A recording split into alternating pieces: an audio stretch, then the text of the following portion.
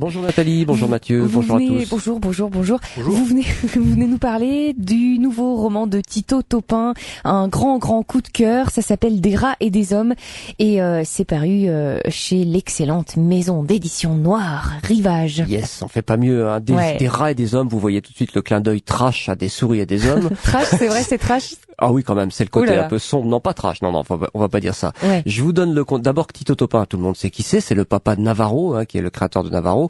Mais Navarro, avec les contraintes qu'on connaît, a donné, voilà, ce que l'on a vu à la télévision. Bon, no comment.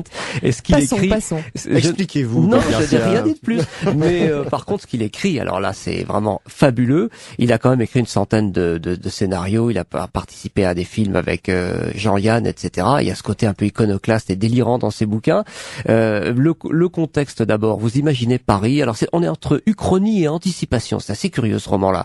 Vous imaginez Paris avec une grève des éboueurs qui a pris des proportions hallucinantes, à savoir que les poubelles, enfin les amoncellements d'ordures arrivent quasiment au premier étage des maisons. C'est-à-dire que la grève dure depuis un moment déjà, donc il y a des immenses tracteurs qui se créent des canyons pour que parce qu'il y a des gens qui défilent en plus, les guerriers de je sais plus quoi de l'apocalypse, des trucs complètement délirants qui défilent là au milieu, les rats aux yeux rouges et les rats aux yeux noirs se livrent des batailles sanguinolentes dans ces tas de détritus, et les hommes aussi un peu. Donc c'est un roman à la fois qui fait le parallèle entre l'univers de ces rats et l'univers des hommes qui sont pas forcément mieux que les rats. Donc ça c'est pour le contexte. Vous voyez déjà un peu l'ambiance. On est dans une espèce d'uchronie entre Tim Burton et puis Terry Gilliam. J'ai pensé à Brasil beaucoup en lisant ça. Et alors par contre pour l'histoire, on a un ex-truand qui s'appelle Kubitschek qui retrouve tout à fait par hasard lors d'un braquage, c'est tout dire. Il se fait lui-même braquer par un de ses anciens collègues, si on peut dire, qui l'a balancé, qui a ruiné sa vie, qui l'a envoyé en tôle et tout. Et là, le Kubitschek, il décide de se venger. Et quitte à faire le nettoyage, encore une fois, on est dans la métaphore du nettoyage, du grand nettoyage. Là, il va faire une grande lessive, mais alors terrible, quoi. Et alors, tout ce roman tourne autour de ça. La guerre des rats, que les hommes sont des rats, les rats se battent entre eux, les rats s'immiscent dans la vie des hommes.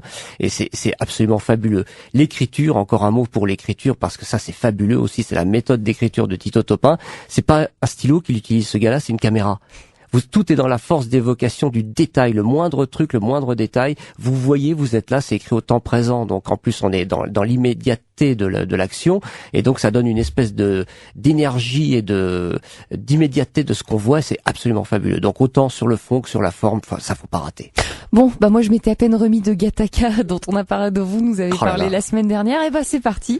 Je vais me lancer dans Des rats et des hommes, le nouveau Tito Topin qui est paru chez Rivage Noire. Merci beaucoup Bob Garcia. C'est moi qui vous remercie. Et puis je vais vous laisser méditer cet article paru dans Le Monde des Livres, daté d'aujourd'hui.